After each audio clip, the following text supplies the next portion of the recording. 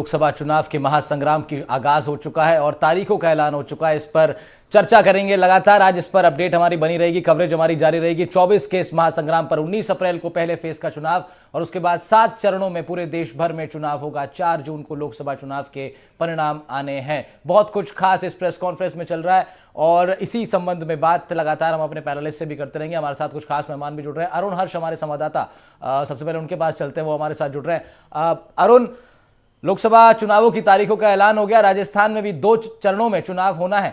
क्या कुछ बड़ी हाइलाइट्स इस पूरी प्रेस कॉन्फ्रेंस से आपको देखने को मिल रही हैं?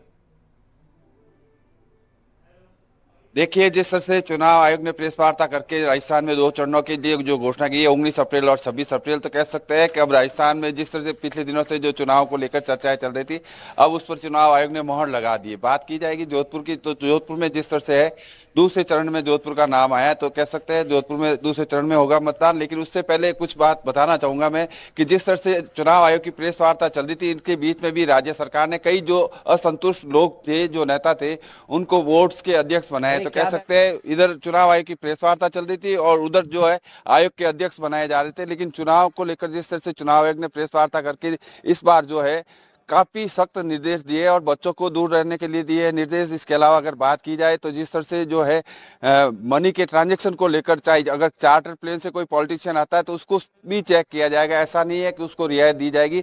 तो पैसों के लेन देन को लेकर, सिक्योरिटी को लेकर हर तरह की जो है चुनाव आयोग ने जिस तरह से प्रेस वार्ता करके जानकारी दी है। जी बिल्कुल अरुण, और पूरे राजस्थान में अब जो है देश भर के साथ साथ राजस्थान में भी खास तौर पर अब चुनावी आगाज का माहौल जो है वो देखने को मिलेगा। ऑफिशियल आगाज हो चुका है लोकसभा चुनावों का। राजस्थान में भी 2 चरणों में चुनाव, 26 अप्रैल को दूसरे चरण का चुनाव भी राजस्थान में भी उसका एरिया काफी फॉल करेगा। और भी मेहमान हमारे साथ जुड़ रहे हैं। 7 चरणों में इस मतदान को लेकर के भी बातचीत की जाएगी। साथ साथ हम अपने इन्फोग्राफिक्स के जरिए भी आपको तमाम जानकारियां लगातार दे रहे हैं। और कृष्ण कुमार जानू जी, यशवर्धन सिंह जी हमारे साथ जुड़ रहे हैं कांग्रेस पार्टी से। सर, बहुत स्वागत है आपका एनडीटीवी राजस्थान पर। तो इस बार का जो ये चुनाव है सर, इसमें लगातार आप लोग बोल रहे थे पहले भी कि 7 चरणों में या ज्यादा चरणों में कराने की क्या जरूरत है, लेकिन इलेक्शन कमीशन के चीफ ने उसका जवाब दिया। उन्होंने कहा कि भाई सिक्योरिटी फोर्सेस को मूवमेंट करने में टाइम चाहिए और उनके लिए थोड़ा सुकून रहता है और ज्यादा सेफ रहता है उस वक्त चुनाव कराना। तो ये चीज तो आपकी मानी नहीं गई, लेकिन और क्या कुछ खामियां आपको नजर आ रही हैं इस पूरे चुनावी व्यवस्था में जो इस बार लागू की गई है? अब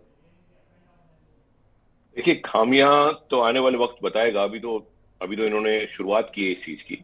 हमारा तो ये मानना है कि जो पैसों का ब्लेटेंट यूज जो है इलेक्शंस में और जो सरकारी मशीनरी है उसको जिस तरीके से कोवर्ट तरीके से काम में लिया जाता है उस पर रोक लगे, और जिस तरीके से इलेक्ट्रल बॉन्ड वाला जो अभी इशू चल रहा है, तो जितना ये पैसों का उपयोग जिस तरीके से बढ़ा है डेमोक्रेसी में, वो बड़ा खतरनाक मामला है।